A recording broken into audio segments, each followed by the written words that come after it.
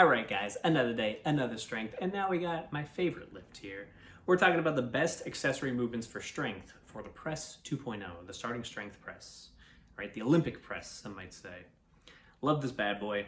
So in the last video, I talked about the squat and how the squat is very specific, so you have to do a lot of squatting to make it go up. The press is even more specific. You have to do press 2.0 to make it go up. So yeah, we're gonna get into the top three right here. So number three, this is the only one that is not a press derivative really, is the close grip incline bench, right?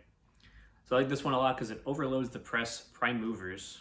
And I also like it a lot because it fixes the layback during the movement. So if you've ever seen a super heavy press 2.0, pretty much always this happens is you have the initial bounce and then you have the layback that happens, which is your hips shoot forward and your back, your spine essentially extends even more.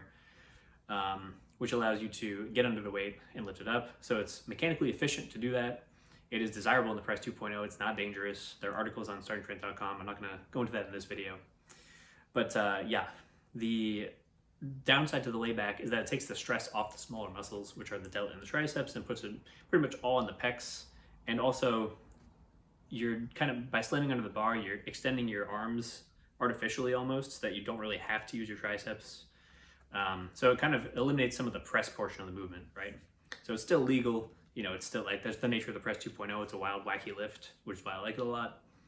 But yeah, that is mitigated with the incline close grip bench press because you have the same grip as your press, so it's more specific. And then your back angle is fixed, so you just have to, you know, press through and use your raw pressing strength to get through it. And then because of that, it's pretty easy to recover from and can be trained frequently. And you're going to notice a theme here with the press. I guess I'll talk about this after I, throw in these next two. But this is a cool, unique benefit of the press. So number two, we have the pin press, right? And I guess I'll talk about it here. So the press is a very light movement by nature, right? As opposed to the bench, the squat, and the deadlift especially. Just not that heavy.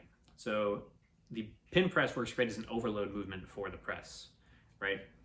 You can generate force from a dead stop in the pin press, which carries over to your press because you're usually bouncing the bar up in the air and having momentum when you press through. So the pin press allows you to do that from a dead stop, and you can set it to the hardest part of the lift. So you could train wherever it is that the bar starts to slow down, the sticking point, if you will, right? So if you slow down around your eyes, you can set the bar at your nose. If you slow down at your nose, you can set it near your chin, so on and so forth, right? Great movement. And the number one movement is the strict press. And the reason that I put the strict press at number one is because, just like the close grip bench and the pause squat, this one is interchangeable with the press. So you could train the press with the press 2.0.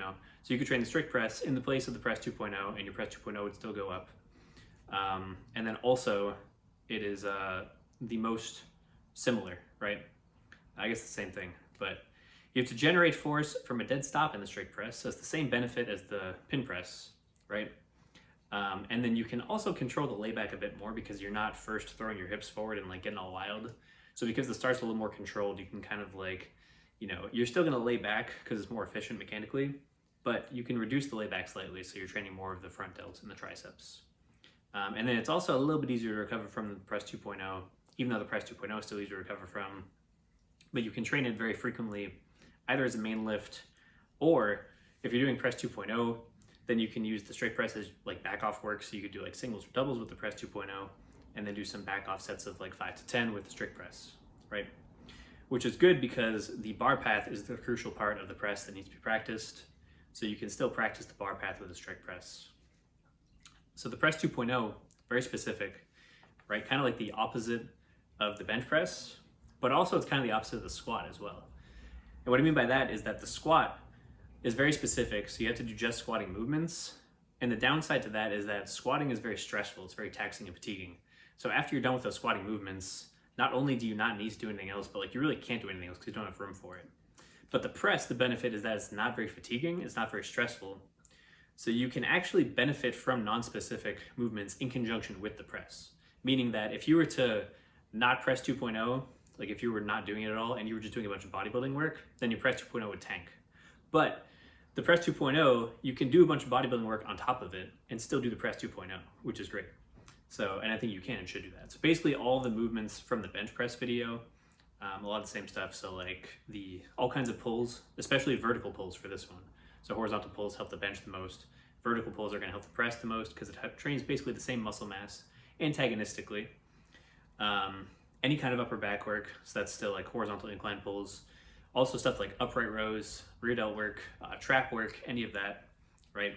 Triceps work, especially the long head of the triceps, that helps with the lockout at the top.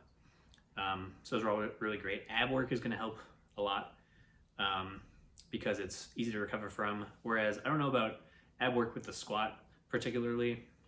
I would assume it still helps out, but there's going to be some interference because you have so much stress from the squat. Whereas the press, like I said, is not very stressful. Things that don't work very well that I see people, because there's a lot that doesn't work, but I'm just going to talk about the ones that I see people doing for the press that tend to not work that well is side delt work.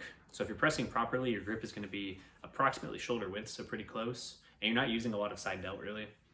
And they're just such small muscles that like the amount of time that you're going to put in for it is just not worth the outcome for overhead pressing strength with this normal grip.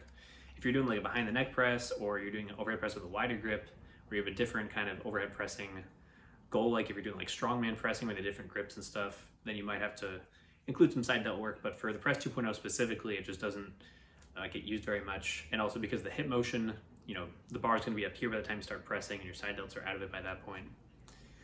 And then most seated work is also just not going to be that helpful. Specifically like seated dumbbell press, and then flat bench.